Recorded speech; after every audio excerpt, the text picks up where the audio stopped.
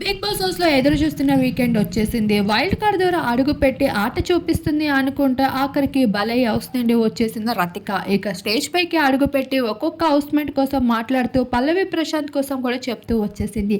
నా తప్పును తెలుసుకొని ప్రశాంత్‌తో దగ్గరవుదామని చూసినా నాకు ఛాన్స్ ఇవ్వలేదు. అక్క అక్క అని నన్ను విసిగిస్తూ వచ్చాడు. ఇక అక్క అనే ఫిక్స్ అయిపోతున్నాడు అంటూ రతిక అయితే నాగార్జున ముందు తన బాధని చెప్పుకుంటూ వచ్చేసింది. శివన్న మీతో మంచి బాండింగే ఏర్పడింది.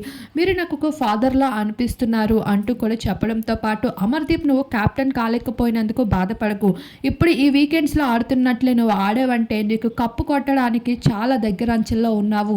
నేను వైల్డ్ కార్డ్ ద్వారా వచ్చాను కాబట్టి అందరికీ నిజాలే చెప్తున్నాను అంటూ రతిక అయితే ప్రతి ఒక్క హౌస్‌మేట్ కోసం వాళ్ళు ఎలా ఉండాలనే విషయాలని అయితే టిప్స్‌ని అందించి హౌస్ నుండి బయటికి వచ్చేసింది.